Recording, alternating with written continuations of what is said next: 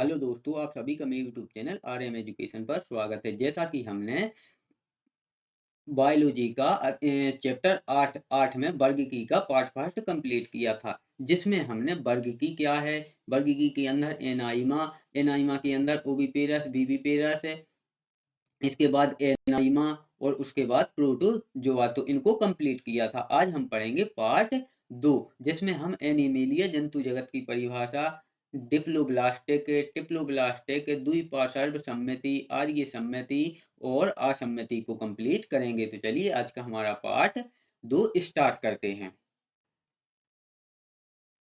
Part 2, तो animalia जंतु जगत की सबसे पहले परिभाषा देखते हैं।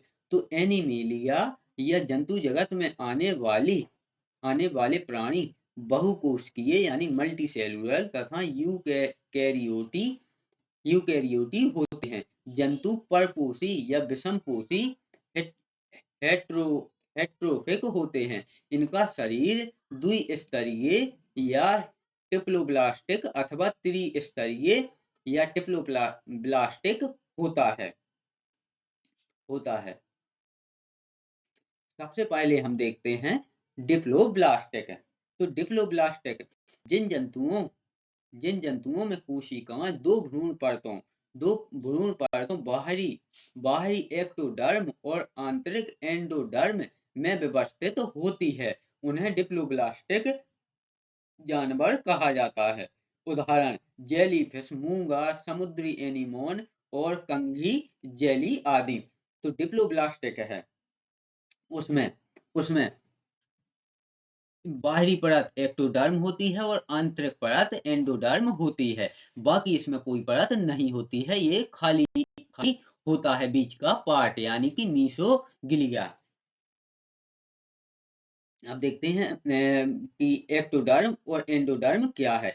तो एक्टोडर्म प्रारंभिक भ्रूण विकास में गठित सबसे बाहरी परत है, यानी कि एक्टोडर्म जब भ्रूण यानी कि जब माँ के गर्भ में होता है तो अंडे की जो ऊपरी परत बनती है उसे एक्टोडर्म कहते हैं। और एंडोडर्म प्रारंभिक भ्रूण विकास में गठित सबसे आंतरिक परत है, यानी कि जो अंडे की बाहरी परत होती है उसे एक्टोडर्म कहते हैं और जो आंतरिक परत होती है उसे एंडोडर्म कहते हैं। तो ये ब्लास्टिक की विशेषता है, यानी कि उसमें बाहरी और आंतरिक दो परतें ही होती हैं। अब देखते हैं बी नंबर पर, यानी कि दूसरे नंबर पर डिप्लोब्लास्टिक, यानी कि डिप्लोब्लास्टिक किसे कहते हैं।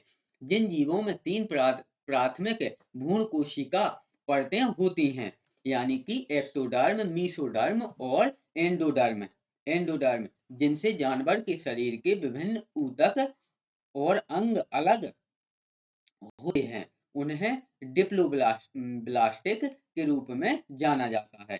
जैसे उदाहरण के रूप में हम देखें तो मेंढक, चपटे कृमि और मनुष्य।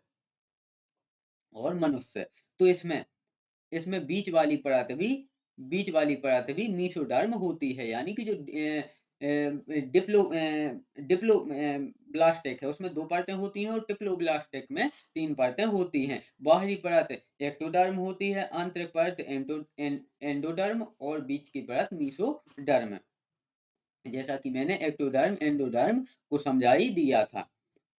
और मीसोडर्म प्रारंभिक भ्रूण अवस्था में बीच की परत होती है। अब एक्टोडर्म प्रारंभिक भ्रूण विकास में गठित तीन प्राथमिक रोगाणु परतों में से एक है, यह सबसे बाहरी परत है। और मीसोडर्म मध्य परत है, यानी कि बीच वाली परत है। और एंडोडर्म आंतरिक परत यानी कि सबसे अंदर वाली परत है के लिए सतही है। यह रोगाणु कोशिकाओं की बाहरी परत से निकलता और उत्पन्न होता है।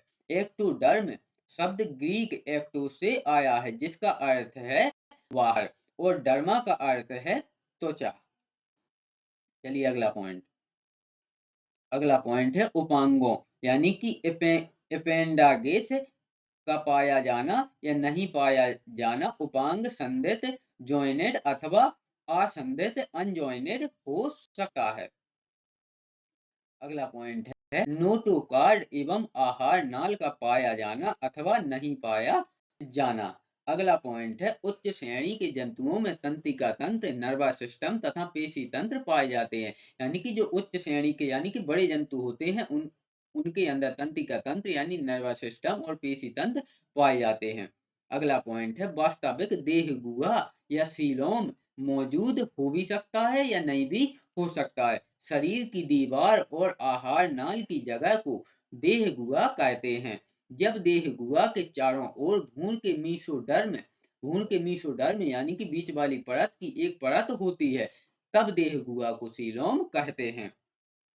अगला पॉइंट है बाह्य कंकाल एक्सोस्केलेटन अथवा अंतः कंकाल एंडोस्केलेटन का होना या नहीं होना। अगला पॉइंट है ये जंतु प्राय चलायमान होते हैं।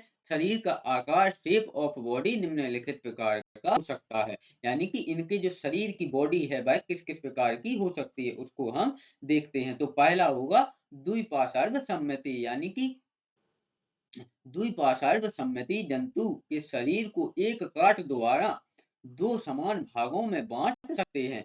बाएं और दाहिने भाग में एक ही रचना पाई जाती है, जैसे मेंढक, मछली और तितली। यानी कि जिन जिन जंतुओं को अगर हम जैसे यहाँ हम तितली देख सकते हैं, अगर हम इसमें बीच से कट लगाएं तो एक बराबर पार्ट निकलेगा। यानी कि जो पार्ट इधर होगा वही पार्ट इधर होगा, यानी कि एक समान दो भागों में बट जाएगा। तो यह द्विपार्श्व सम्मिति के अंतर्गत यह जंतु आएगा। अगला है आर्य सम्मिति यानी रेडियल सिमेट्री। आर्य आर्य सम्मिति जंतु को केंद्र के स्थान अर्धव्यासों पर एक से अधिक समान भागों में बांटा जा सकता है, जैसे हाइड्रा। यानी कि जो आर्य आर्य सम्मिति जंतु होते हैं उनको अगर हम अर्धव्यासों में बांटे तो कई भागों में बांट सकते हैं, जैसे हाइड्रा, स्टारफिश, जैसा कि हम यहाँ पर देख भी सकते हैं। हम इसको अगर यहाँ से बांटें तो भी अलग अलग पार्ट बनेंगे, यहाँ से काट दें और यहाँ से काट दें तो एक बराबर के इनके कई हिस्से बनेंगे। तो ये आएंगे आर्य सम्मिति में। अगला है तीसरा असम्मिति यानी कि एसिमेट्रिकल। असममित जंतु में किसी भी काट से शरीर दो समान भागों में नहीं बढ़ सकता। यानी कि जो असममित जंतु होते हैं उनको उनको काटने पर कभी भी वह दो समान भागों में नहीं बढ़ सकते हैं, जैसे घोंगा घोंगा स्नेल में। जैसा कि हम घोंगा फिलहाल मैंने यहाँ पर दूसरा उदाहरण लिया हुआ है, जैसा कि आप यहाँ पर देख सकते हैं स्फेरिकल सिमेट्री यानी असममित सम्मिति। अगर हम इसको ऐसे काटें या ऐसे काटें तो ये समान भागों में, या फिर ऐसे काटें तो यह समान दो भागों में नहीं बढ़ सकता है। जैसा कि आप यहाँ पर देख भी सकते हैं कि इन्हें हम कैसे भी काट दें लेकिन यह दो समान भागों में कभी भी नहीं बढ़ सकते हैं। तो इन्हें कहते हैं असममित सम्मिति। चलिए, तो अब हमने इस प्रकार से जो हमारा एनसीईआरटी बायोलॉजी का चैप्टर 8 था वर्ग की, तो उसका पार्ट 2 कंप्लीट किया। अगर यह वीडियो आपको पसंद आया हो तो वीडियो को लाइक करें, चैनल को सब्सक्राइब करें। प्रतिदिन ऐसे ही एनसीईआरटी बायोलॉजी के सिलेबस अनुसार नोट्स पाने के लिए तो वीडियो में अंत तक बने रहने के लिए धन्यवाद। अब अगले वीडियो में हम पढ़ेंगे पार्ट 3।